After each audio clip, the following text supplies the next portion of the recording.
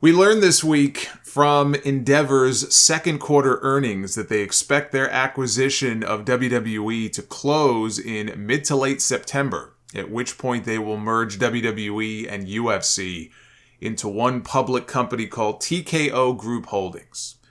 Unfortunately, as with any corporate merger or acquisition, there are expected to be a lot of staff cuts, more so on the employee side than the talent side, but the talent is not necessarily immune to cuts. It's been a while since we've had this big giant wave of talent cuts like WWE has done so many times before.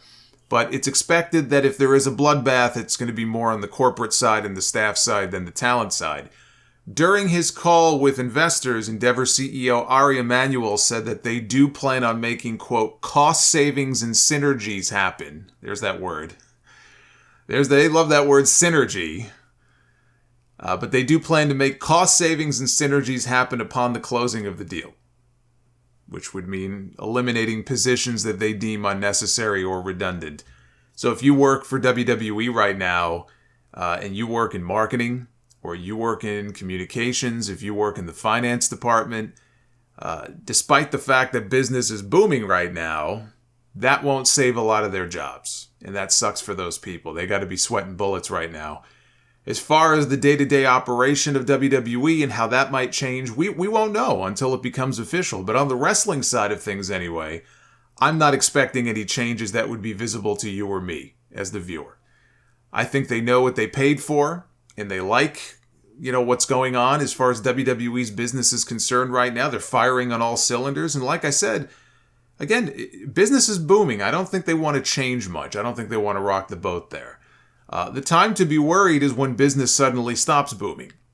How does Endeavor react to that? But there's no sign of that happening anytime soon. Ticket sales are as strong as they've been in at least 20 years. Ratings are strong. Merchandise is higher than any other point in the history of the company, including the Attitude Era. But that's what happens when you sell t-shirts for $30 instead of $20. And when you've got dozens and dozens of replica belts for sale that didn't exist back then, you're selling these things for hundreds of dollars a pop. Please, back then in the 90s, I would have killed to have replica belts like the ones they make now. The only thing we had, like when I was a young fan, the only thing that we had the foam belts that you would buy from the merchandise catalog or when you went to one of the shows. And they looked nothing like the actual belts, or at least the world title looked nothing like the actual belt. It's not like they had a Winged Eagle foam belt. I still have it. I still have the one that I got. I don't know what year it was. It's in the closet somewhere, but it's just this black foam belt. It's got like a globe in the middle. We've come a long way. We've come a long way from that, but they make bank off this stuff. So it's not surprising to me that they're making record merch money today. The stock price hit an all-time high of $114 a share during the week. If you're an investor, if you're a shareholder, you have a lot to be happy about when it comes to WWE right now. And then there's this, which became a story on some websites and on social media. A story where there is none. New documents filed this week with the SEC revealed the names for 10 of the 11 members of the board of directors for the newly merged company. Now, some of these names you may recognize, some you may not, but one name is missing. And that missing name is Paul Levesque. He currently sits on the WWE board of directors. He's been a board member since 2015. That will no longer be the case once this transaction is completed. The document says, under the terms of the transaction agreement, upon the completion of the transactions, the board will consist of 11 members who will be determined prior to the closing, 5 of whom will be selected by WWE, of whom 2 will be members of WWE management, of their management team, 1 of whom will be Mr. McMahon, and 3 will be independent. 6 of whom will be selected by Endeavor, of whom 3 will be members of the Endeavor management team, 1 of whom will be Mr. Emanuel, and 3 will be independent. As such, a majority of directors will be independent. Upon election by the stockholders, the directors will serve 1-year terms until the next annual meeting of stockholders. The directors will serve 1-year terms until the next annual meeting of stockholders, and their successors are duly elected and qualified or until their earlier resignation or removal. So the board makeup looks like this. You got Vince McMahon, who of course is the executive chairman.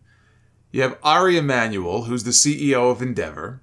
You have Egon Durbin, who is an Endeavor board member. You have Nick Khan, who is the CEO of WWE.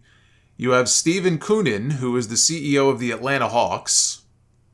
You have Jonathan Kraft, president of the Kraft Group and the son of New England Patriots owner Robert Kraft.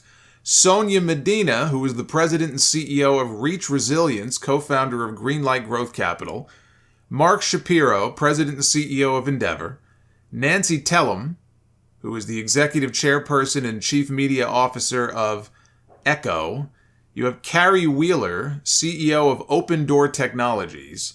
And then the 11th board member will be an independent selection made by WWE. What all of this means is that WWE only gets 5 of the 11 seats on the board. I say only because, again, they have their own board right now, but this is going to be a very different situation.